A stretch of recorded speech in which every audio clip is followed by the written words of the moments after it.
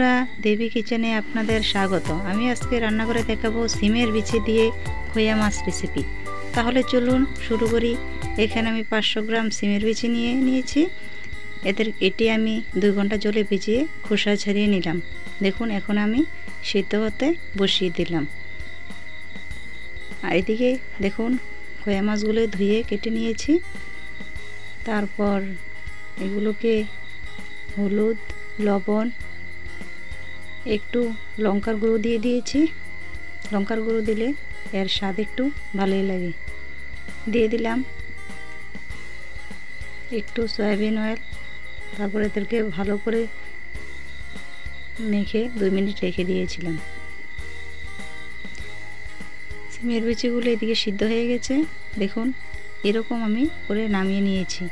কড়াইতে তেল বসিয়ে দিলাম, তেলও গরম হয়ে গেছে। এক এক করে মাছগুলোকে আমি ছেড়ে দিলাম।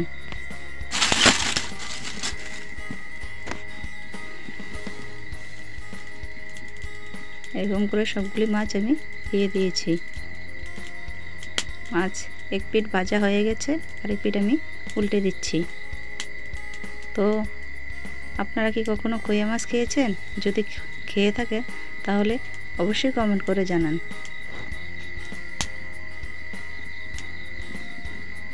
সিমের বিচি দিয়ে খোয়া মাছ আমরা অনেকবারই রান্না করেছি। আজকে আপনাদেরকে দেখাচ্ছি। আপনারাও এভাবে বাড়িতে ট্রাই করবেন।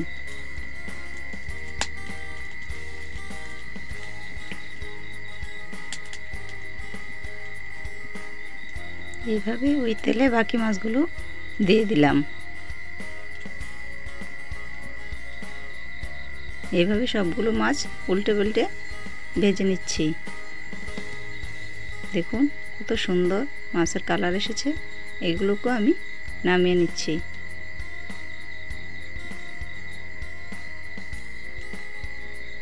সবগুলো মাছ আমার ভাজা হয়ে গেছে। দেখুন কতটা সুন্দর হয়েছে। এখানে মশলা নিয়ে নিয়েছি।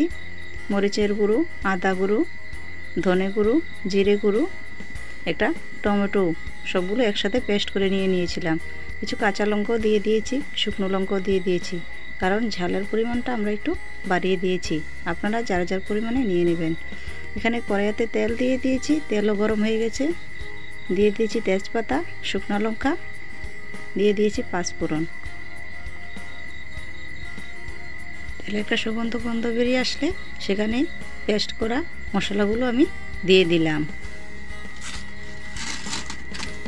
মশলার যখন কাঁচা গন্ধ চলে যাবে তখন তার মধ্যে সিদ্ধ করে রাখা সিমের বিচিগুলো আমি তুলে দেব।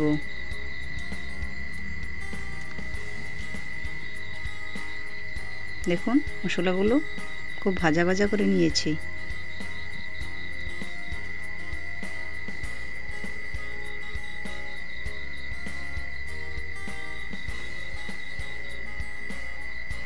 এই তো সিদ্ধ করা সিমের বিচিগুলো দিয়ে দিলাম। খুবই কম সময়ের মধ্যে রান্নাটা করেছি। খেতেও দুর্দান্ত লাগে। আপনারা বাসাতে অবশ্যই ট্রাই করবেন।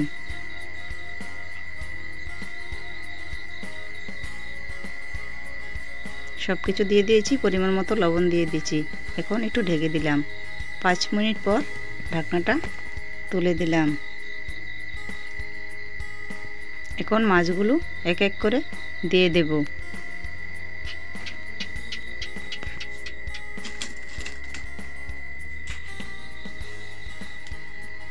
মাছগুলো যখন দিয়ে দিলাম তখন বেশি একটা জাল করব না।